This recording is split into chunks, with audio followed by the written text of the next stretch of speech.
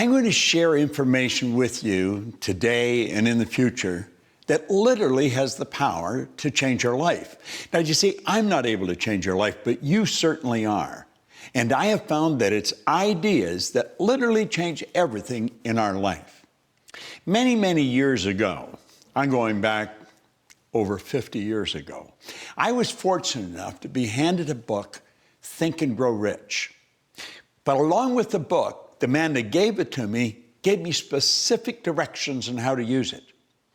I guess today you'd have called him my coach or my mentor. He was just actually a real good friend that was able to see something in me that I couldn't see in myself. Now, up to that time, I had gone down every road you could think of, but none of them led to a good end. I was on the wrong road. And my life was just dull. I couldn't earn any money. I wasn't particularly happy. I never got a good job. I had no formal education, a couple of months high school, and I had no actual business experience. But you know, by following this man's direction, oh, by the way, he said, if you do exactly what I tell you, until you find out that I'm lying to you or I don't know what I'm talking about, you're going to end up a big winner. Now, he said, I don't lie, and I do know what I'm talking about. I wouldn't even want to guess at the number of people I've said that to over the past 40-some years. But at any rate, I started to follow his direction. I went from 4,000 to 175,000 in a year, and then I took it over 1 million. Now, you may be wondering what I was doing. I was cleaning floors. I started to clean one office. I got $30 a month for washing the floor twice. And I ended up, in less than 5 years, cleaning floors in Toronto, Montreal, Boston, Cleveland, Atlanta, London, England. The thing took off like a rocket. But when I got there, I'm sitting thinking, how the heck did this happen?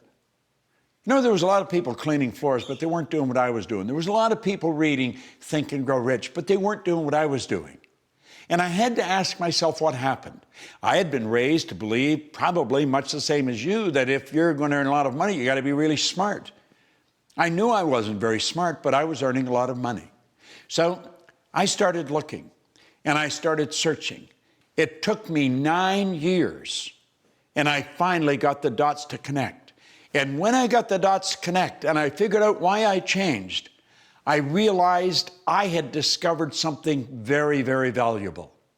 Do you know this may sound odd, but it's true. You can go into the largest companies in the world, and they all have stars, but relatively few of them can tell you why they're stars. They don't know why they're stars. Find the top salesperson in any organization. 99 out of 100 of them cannot tell you why they're the top salespeople. You see, if they knew, or if the company knew, the company cannot give it everybody. Well, I knew why I was winning. Now, mind you, it took me 9 years to figure it out. I studied with some of the most brilliant people in the world.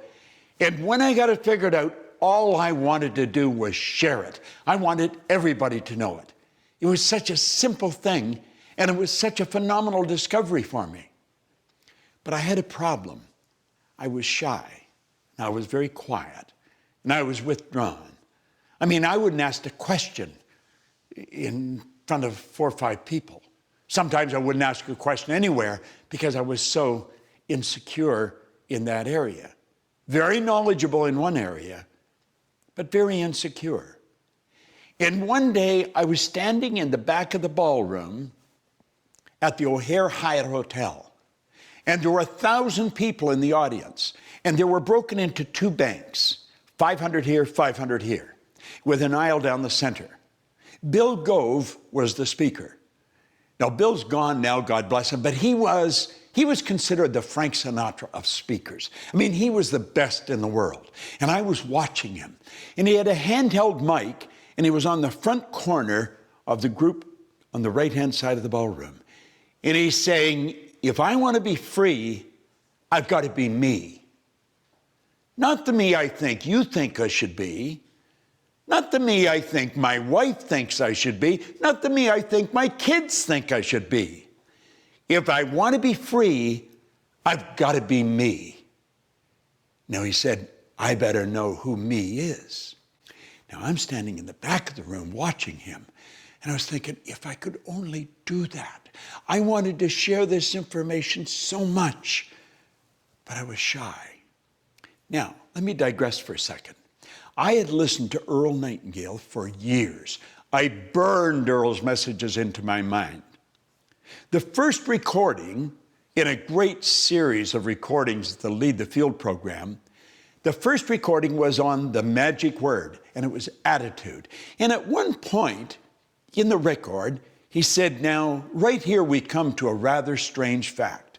We tend to minimize the things we can do, the goals we can accomplish, and for some equally strange reason, we think other people can accomplish things that we cannot. He said, I want you to understand that's not true. You've got deep reservoirs of talent and ability within you. Now, if you asked me if I understood that, I'd say, of course I understand it. I listened to that. I'll bet I had listened to that at least 1,000 times in the 9 years that I was searching for why was I winning. And if you'd asked me, I'd have said, yeah, I understood it. I didn't understand it at all. And I'm sitting there, standing actually, watching Bill Gove, and that record started to play in my head. And I could hear Earl Nightingale say, now right here we come to a rather strange fact. We tend to minimize, and I thought, that's what he means by that. And I made up my mind, I was not only going to do and learn to do what Bill Gove had just done in front of me, I was going to get him to teach me. And I did. And Bill Gove and I became great friends. In fact, the last speech Bill Gove made was for my company. That's right. It was about 5 years ago. It was in December. On the 13th of December, Bill Gove passed away. If he had lived till January, he would have been 90. He did what he loved right up until the last day. But I owe him such a vote of thanks. Now, I don't speak at all like Bill Gove, but I speak all over the world. I've spoken to groups of 50 people to 20,000.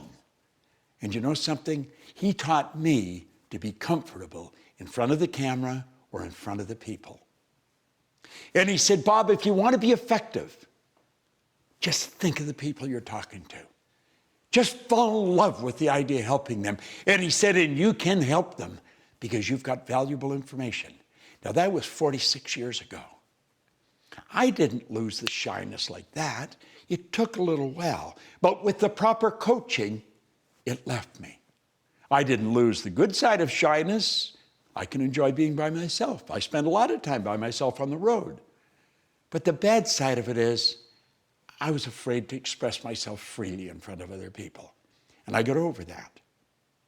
I got rid of the doubts. Now, I would imagine you have doubts in a number of different areas, and possibly in an area you really don't want them, and they're certainly not serving you well. You're going to find 6 Minutes to Success is a program that's designed to show you how to eliminate the doubts and how to get results. We get results that stick, and that's so important because I've studied a lot of material. I've watched a lot of people working, and you can read a book or listen to some recordings or go into a seminar, and you'll find that right away there's a blip in your results. They get better, but they come right back down. They don't stick. Here in our company, in the Proctor Gallagher Institute, we deal with results that stick, and you're going to love this because we give you phenomenal information. Now, the one point that I want you to burn into your mind right now, and it may be totally illogical at first. Watch this over and over and over and over again. It's the repetition that fixes it in your mind. And when it's fixed in your mind, baby, you got it. And you know you've got it. We're going to give you results that stick.